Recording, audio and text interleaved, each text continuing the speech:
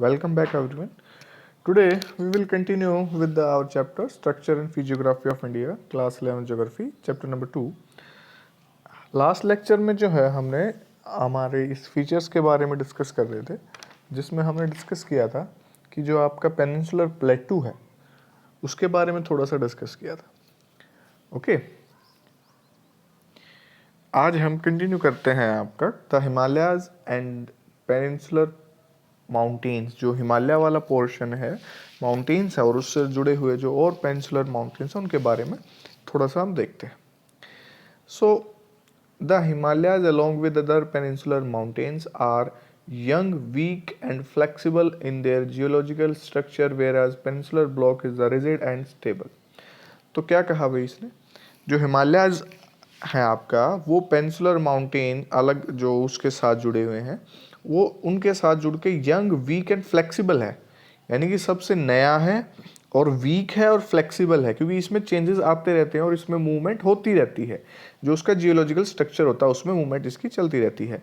बल्कि peninsular block जो है आपका, यानी प्लेटू जो है आपका, उस वो जो है आपका रिजिड, कठोर और स्टेबल स्थिर है, क्योंकि वो काफ़ी पुराना है और स्टेबल हो चुका है काफ़ी टाइम से. Okay, after that still at present they are affected by exogenic and endogenic forces resulting in the development of folds, fold and thrust plane. तो अभी भी क्या हो रहा है, स्टिल एट द प्रेजेंट जो आपकी एक्सोजेनिक और एक्सोजेनिक मतलब कि आंतरिक और बाह्य बल हैं, जो एक्सोजेनिक आपके बाह्य और एंडोजेनिक जो आपका आंतरिक बल जो पृथ्वी के अंदर कार्य करता है वो एंडोजेनिक, और जो बाहर करता है वो एक्सोजेनिक, वो फोर्सेस जो हैं वो इसके अंदर जो आपके फोल्ड और थर्स्ट प्लेन का निर्माण जो अभी भी करती रहती हैं. यहाँ पे देखिए जिस तरीके से आपके ये प्लेट्स की मूवमेंट की वजह से जो फोल्ड डेवलप हो रहे हैं, इसमें ये आप इस तरीके इसको होस्ट बोलते हैं, जो होस्ट प्लेन आपके डेवलप हो जाते हैं, होस्ट थर्स्ट प्लेन्स आपके डेवलप होते रहते हैं इसमें.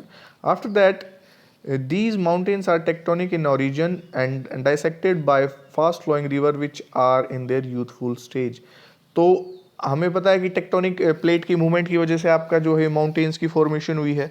ठीक है, तो टेक्टोनिक प्लेट जो आपकी मूव करके आती है उसी में जो आपकी इनको फिर आपस में काटा किसकी वजह से जाता है, इन माउंटेन्स को कौन काटता है, आपकी जो फास्ट फ्लोइंग रिवर्स जो होती हैं, जो इनके ऊपर फ्लो करती हैं, जो अपनी यूथफुल स्टेज में है. और यूथफुल स्टेज में जब रिवर होती है वो बहुत ज़्यादा जो है क्या कहते हैं तोड़ फोड़ मचाती है, पूरे पहाड़ को काट के लेके जाती है. ठीक है, और after that resulting in the formation of various land form like gorges, V shaped valley, rapids and waterfall. और इतनी स्पीड से चलती है और जो तोड़ फोड़ मचा के चलती है, तो इसकी वजह से आपके जो है कई लैंडफॉर्म डेवलप हो जाते हैं, gorges, V shaped valley, rapid और वाटरफॉल वगैरह जो इसमें डेवलप, ये आपके गॉर्जेस डेवलप हो रहे हैं यहाँ पे. ठीक है, जो रिवर्स उसको काट के गॉर्जेस जो आपकी ये फॉर्मेशन हो रही है. और फिर इसी तरीके से वी शेप्ड वैली आपकी, ये देखिए वी शेप्ड वैली डेवलप हो रही है आपकी. ठीक है, और आफ्टर दैट ये वाटरफॉल जो पानी वहाँ से गिर रहा है, और ये रैपिड जो आपके चल रही है, फ्लो में चल रहा है पानी आपका. यू कैन सी है जो आपका सोर्स है, सोर्स से आपका जो है पानी चलना शुरू हुआ, चलना शुरू होते होते आपका यहाँ पर आया. ठीक है, इससे आपका पहाड़ को काटते हुए चलते हुए आ रहा है. आफ्टर दैट यहाँ पे इसने इस कॉर्नर पे फिर काटा, खड़ी ढलान पे जो है इसको सीधी जो है खड़ी कटाई कर दी इसकी. आफ्टर ये आपका फिर गोर्ज के रूप में डेवलप हुआ जो हमने अभी देखा. फिर आपका ये नीचे चलता हुआ, ठीक है, और ये वाटरफॉल बन गया यहाँ पे, और ये नीचे आपके फिर वी शेप्ड वैली की डेवलपमेंट हो रही है, जो आगे रिवर फ्लो करती चली जाएगी आगे इस डायरेक्शन में. तो यहाँ पे वी शेप्ड वैली की जो है आपकी फॉर्मेशन हो जाती है. तो दीज टाइप्स ऑफ स्ट्रक्चर, ये आपके स्ट्रक्चर डेवलप होते हैं, इस लैंड फॉर्म बनते हैं आपके, जो कि ये आपकी फास्ट फ्लोइंग रिवर्स की वजह से. ये आपका ये आपकी जो है माउंटेन रेंजेस हैं यहाँ से, और ये आपकी पूरी फैली हुई है, इसमें नॉर्थ से शुरू होकर नॉर्थ ईस्ट साइड तक जाते हैं. तो ये आपका पूरा रेंज इस एरिया में ये नॉर्थ ईस्टर्न वाली साइड तक और नॉर्थ में फैले हुए हैं ये रीजन आपके माउंटेन्स आपके. After that we have Indo Ganga and Brahmaputra plain. ठीक है, these plains lie in between the Himalayas in north and the peninsular block plateau, we have peninsular plateau in the south formed by river Indus, Ganga and Brahmaputra. तो north में हमने आपका हिमालय देखा, south में आपका peninsular प्लेटू देखा, तो ये उनके बीच में जो है लाया करता है, उसके बीच में स्थित है इन दोनों के। और किसके द्वारा बनाया जाता है? आपका इंडस, गंगा और ब्रह्मपुत्र रिवर्स जो हैं अपने साथ जो चीज़ें लेके आती हैं, डिपॉजिट लेके आती हैं, उनको यहाँ पे जमा कर देती हैं, मटेरियल सेडिमेंट्स जो लेके आती हैं। Originally it was geosyncline depression, long narrow shallow water depression which attend it's maximum development during the third phase of Himalayan mountain formation about 64 million years ago। तो ओरिजिनली ये क्या आपका जियोसिंक्लाइन डिप्रेशन की formation कैसे? जब आपका Himalayan mountain का जो है फॉर्मेशन हो रही थी, हमने देखा था, तो उसमें क्या हो रहा था आपकी ये इस तरीके से जो है फोल्ड में डेवलप हो गया था, माउंटेन फोल्ड की वजह से जो है आपका माउंटेन अप हुआ। तो ये बीच में जो है कुछ सिंक्लाइन हो गया, खड्डे बन गए, खड्डा डेवलप हो गया। वो आपका प्लेन वाला रीजन था, प्लेन वाला रीजन जो अब बना है, बट वो पहले खड्डा बन गया था एक तरीके से। तो उस वो इतना बड़ा खड्डा था, उसको जो है ऊपर माउंटेन्स के ऊपर जो रिवर्स फ्लो करने लग गई, उन रिवर्स ने फ्लो कर करके आपका जो है इसको देखिए, इसको फिल करना शुरू कर दिया। इस वाले रीजन को इन्होंने फिल करना शुरू कर दिया, और फिल करते करते ये आपका देखिए ये ऊपर तक आ गया, और ये ऊपर तक आते आते इसके कई रीजन में उसके इक्वल आ गया। ठीक है, और जब इक्वल आ जाता है तो ये आपका प्लेन के रूप में डेवलप हो जाता है। और ये आपका हुआ कब था? थर्ड फेज में हुआ था, जब हिमालयन माउंटेन की फॉर्मेशन हो रही थी 64 मिलियन ईयर्स एगो, आज से। ठीक है, तो ये वाला रीजन है जो आपका वो इंडो गंगा ब्रह्मपुत्र प्लेन है, जो आपका ये वाला इंडस के बेसिन का पड़ता है। इंडस जो रिवर आपकी वो यहाँ पे डिपॉजिट करती है सेडिमेंट ला के यहाँ पे गंगा, और ये वाला रीजन जो आपका ब्रह्मपुत्र आपके यहाँ से निकल के चाइना से में से जो उसका ओरिजिन है वह फिर अरुणाचल प्रदेश से इंडिया में एंटर करते हुए यहाँ पे आपकी बे ऑफ बंगाल में गिरती है जाके। तो ये तीनों अलग अलग जो हम कहेंगे रीजन हमने डिवाइड किए हैं, इंडो गंगा और ब्रह्मपुत्र के हैं।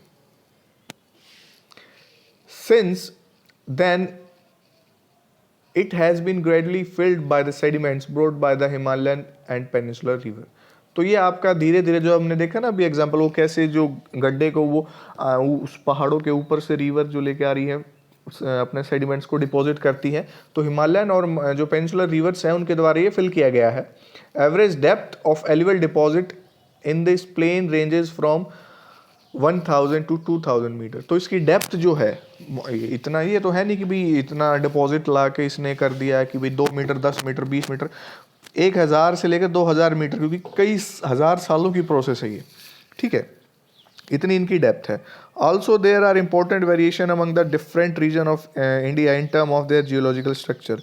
और इनके अंदर जो है बहुत ज़्यादा वेरिएशंस, विभिन्नताएं भी देखने को मिलती हैं इनके अलग अलग रीजन के अकॉर्डिंग, क्योंकि जो जियोलॉजिकल स्ट्रक्चर है, यानी कि पुराने काल में जो अलग अलग टाइप की रॉक्स इनमें पाई गई, अलग अलग टाइप की क्लाइमेटिक कंडीशन इन्होंने देखी, तो उसकी वजह से इनमें वेरिएशन देखने को मिलती है। The relief and physiography of India has been greatly influenced by the geological and geomorphological process active in Indian subcontinent।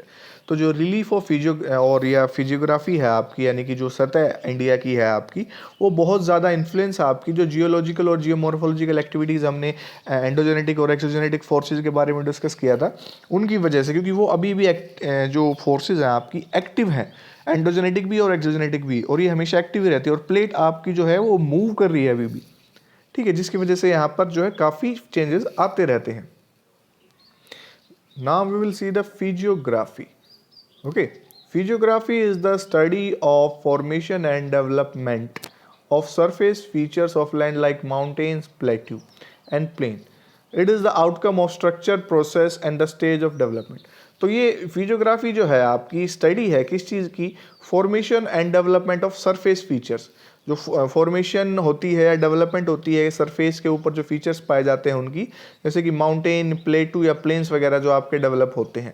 ठीक है, और ये आउटकम है आपका स्ट्रक्चर प्रोसेसेस का या स्टेज ऑफ डेवलपमेंट का, जो आपकी प्रोसेस चलती रहती है स्ट्रक्चर के बनने की, या उसमें जो डेवलपमेंट हमें देखने को मिलती है। After that the land of India is characterised by the great diversity in its physical feature. तो इंडिया की लैंड के अंदर है जो अलग अलग कैरेक्टराइज आपकी हम कहेंगी भाई अलग अलग फीचर्स देखने को मिलते हैं, क्योंकि उसमें अलग अलग डाइवर्सिटी है हमारी।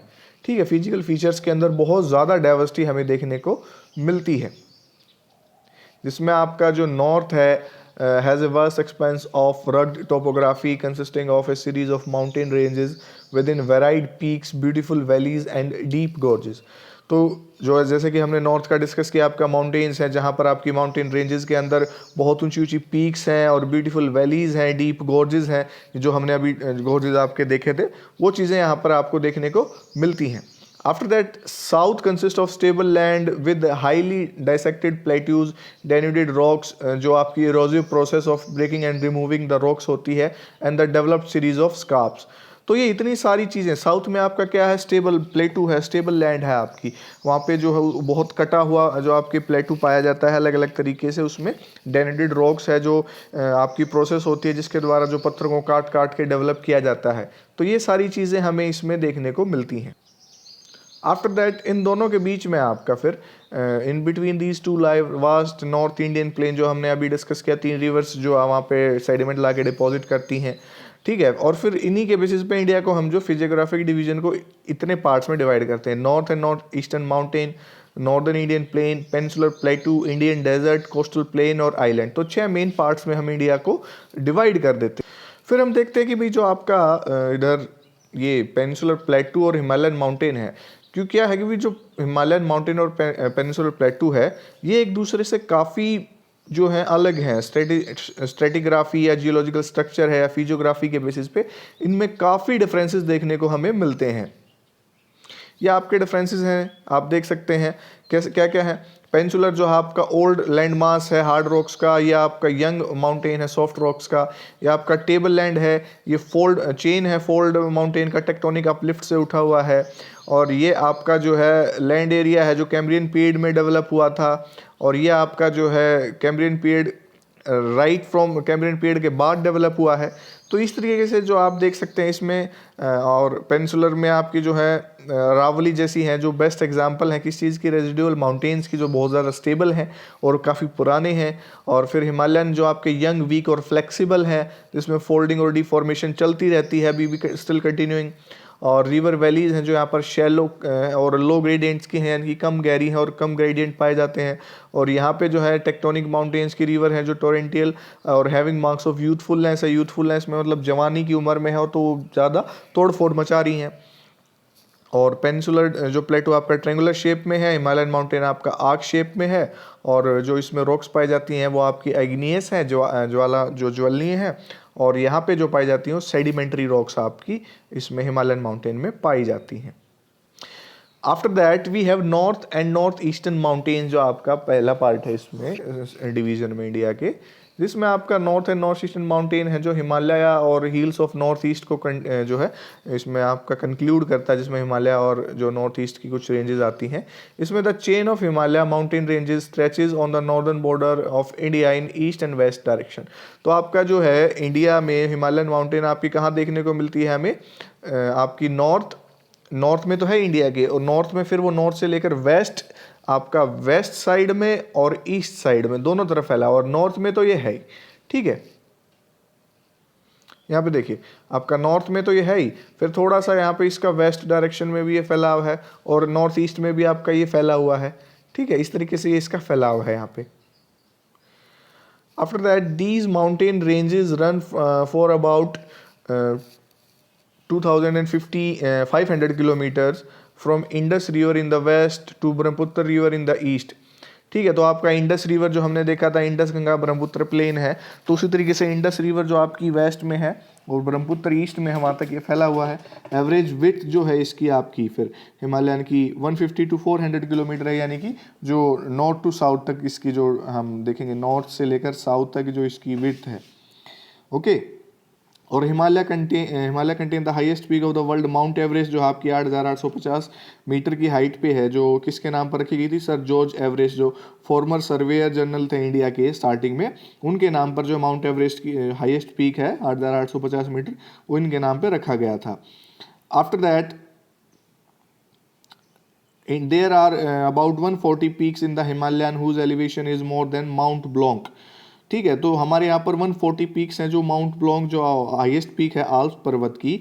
तो आल्प आपके लिए होमवर्क है, आप मेरे को कमेंट सेक्शन में बताएंगे कि आल्प्स पर्वत आपका कहाँ पे है, ठीक है, कौन से कॉन्टिनेंट में है, कौन सी कंट्री में आपका पड़ता है, ओके. और ये माउंट ब्लॉन्क जो आपका 4810 मीटर की हाइट है जिसकी, उनसे भी ऊंची ऊंची जो है 140 पीक है इंडिया के अंदर। तो ये सबसे हाईएस्ट माउंटेन भी जो है कहा जाएगा आपका। जैसे कि इसमें आपकी कुछ माउंटेन रेंजेस यहाँ पे दिखाई गई है, माउंट एवरेस्ट, कंचनजंगा, मकालू, धौलागिरी, नंगा पर्वत और अन्नपूर्णा, नंदा देवी, नामचा बरवा। तो ये कुछ आपकी हाईएस्ट पीक हैं मीटर्स में, जो आपकी देखिए लोवेस्ट भी इसकी जो है 7756 मीटर है, near about 8 kilometre. Okay, after that, in fact, the Himalayan mountain is not just one range but a group of 3 mountain ranges running almost parallel to one another all along its longitudinal axis. तो हमने देखा है जो हिमालय आपका फैला हुआ है north में वेस्ट टू ईस्ट तक फैला हुआ है। तो इसमें जो है ये आपका एक रेंज नहीं है बल्कि 3 पैरेलल जो एक दूसरे के साथ लगी हुई माउंटेन रेंजेस हैं वो जुड़ी हुई हैं बिल्कुल एक तरीके से लॉन्गिट्यूडनल एक्सिस में फैली हुई हैं।